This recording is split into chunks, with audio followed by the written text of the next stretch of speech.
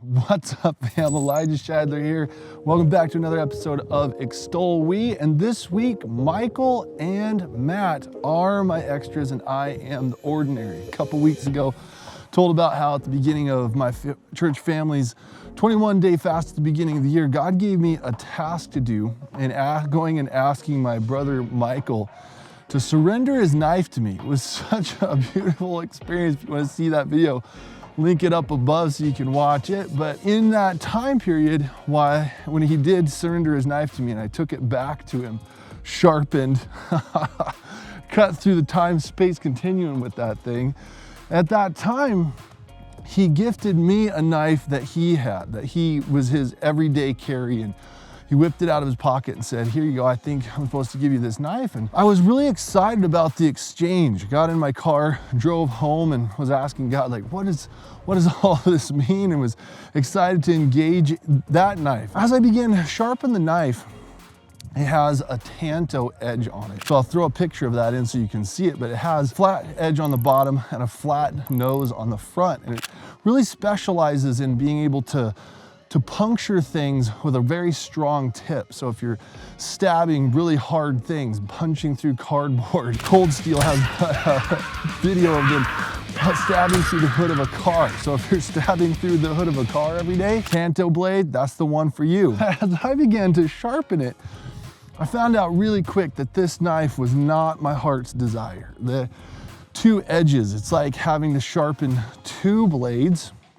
And as I worked with it, the little knob on the edge where you can flick it out with your thumb was getting in the way of my sharpening process. I was having a hard time entering a 15-degree edge into the blade as I like to have my blades, because that little knob was getting in the way and was starting to grind it as I was trying to sharpen my knife. After I had gotten done putting an edge on the knife, then I took it off, and during the fast period, was going to commit to all of the meals that the family was going to have.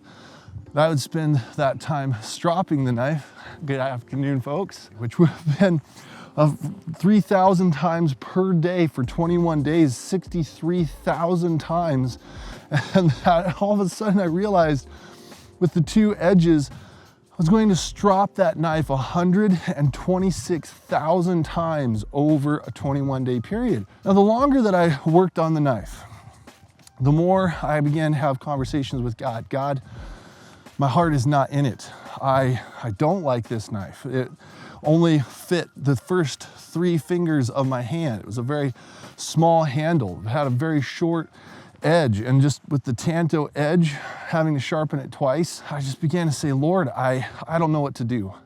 I'm spending so much time stropping this knife and my heart is not in it. What do I do? And God said, well, when you get to the end of the 21-day fast, give Michael his knife back. I said, Lord, could you please tell me some more about this? And as I pressed into that, he began to speak to me about how David came into the camp of the Israelites and wanted to go out and to face Goliath.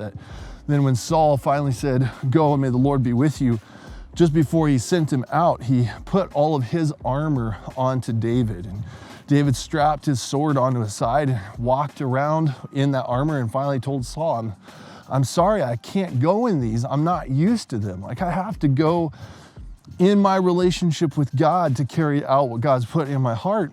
And God began to then point to my life in that this gift from my leader was a symbol and a token of that spiritually in our lives and in our faith families. Now, the videos that went live this last week were Shadow of Death, connected to another video posted 3.5 years ago in the past called Distraction and Disillusionment. Again, if you've been watching any of my videos recently, I've had a few things that have been quite disillusioning as of late, but that they've challenged me to press in even harder in my commitment with Jesus. I think a lot of times as we get distracted, that distraction is robbed focus.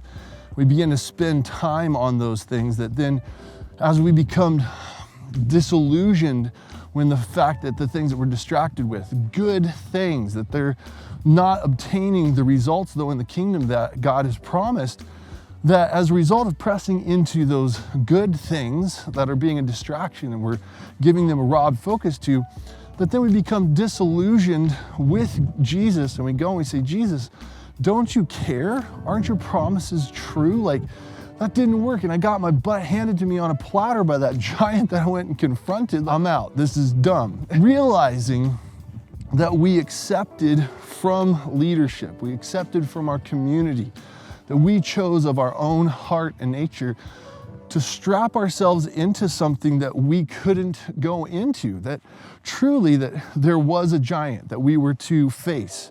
There was some impossible task that we were to pursue by faith, but that in not going with the armor of God, not going in the grace, in the skills, in the gifts, in the destiny, the identity that God has given us to walk in, that we've accepted tools, weapons that are too small for us. They don't fit us. And not only so, that while they're the heart's desires of other people and they love them, they're great for them. They truly love carrying these things, that when we accept those things, that it takes us 2 times the effort to sharpen, and we love it half as much.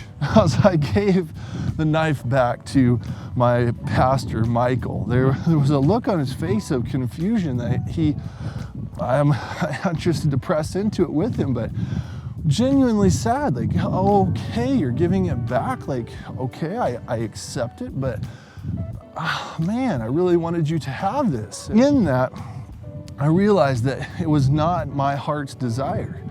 And it was showing itself to be an inordinate amount of work to be able to try to get the edge into that knife that I wanted, and I didn't even like carrying it. I wouldn't have carried it. Listening to my video on my way back to the car, and the Lord pointed to another aspect that is good to learn, that as I gave the knife back to Michael, he opened it up and felt it and said, whoo-wee, that is a sharp knife. I think one of the blessings that we have to one another and the confidence of our heart's desires and the things that we enjoy, that we try on and we hand back and say, I don't want to walk in this. This is not my heart's desire.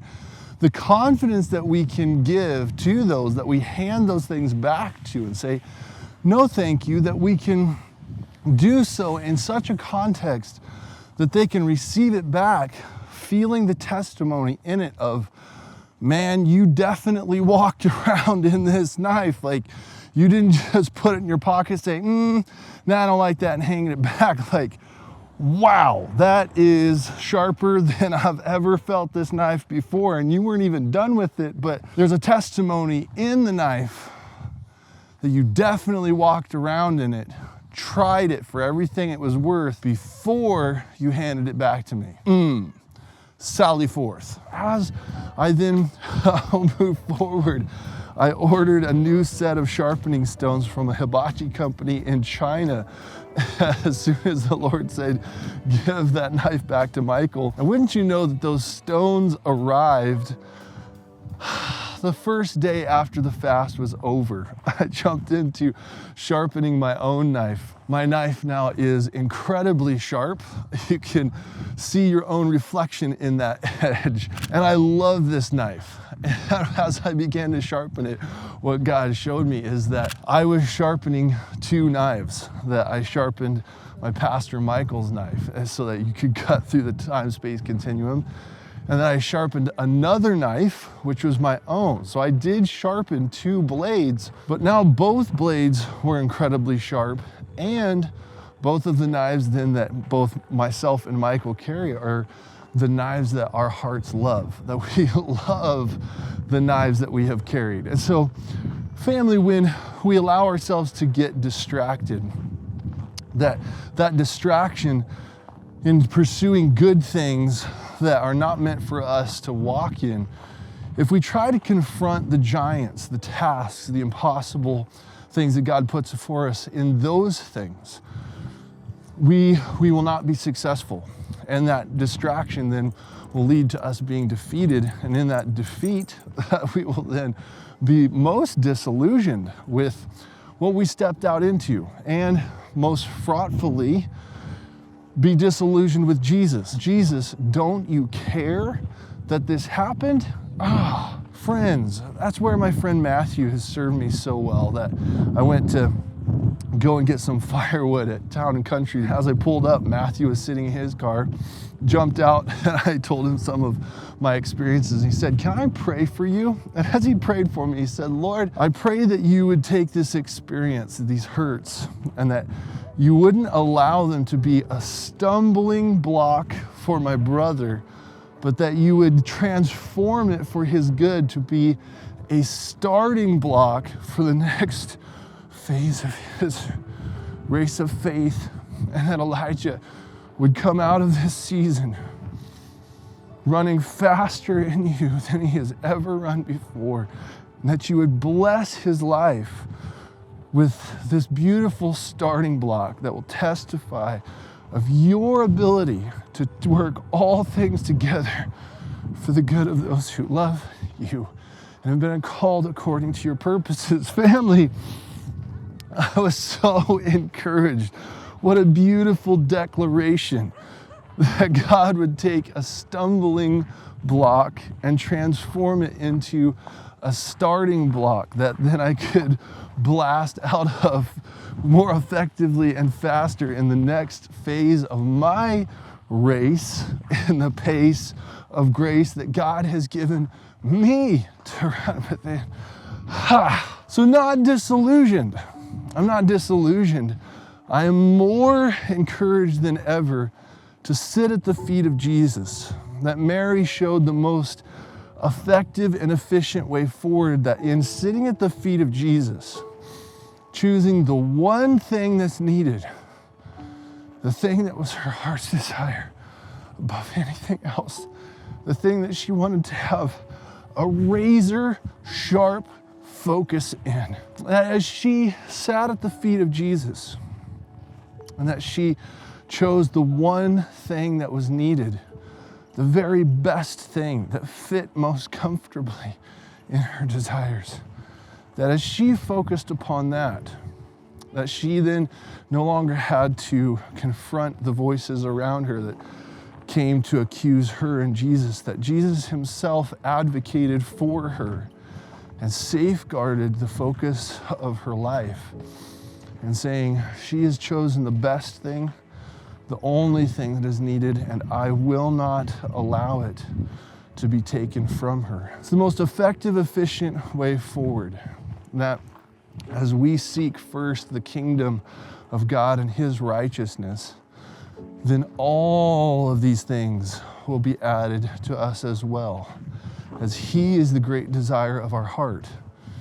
And that as all those things are added to us, that we are then able to sit focusedly with a very sharpened focus at the feet of Jesus, not offended in him, and to have him advocate in keeping the benefit and the heart's desire, which is him, in our hands, in our heart, and to protect it against all of the powers of hell.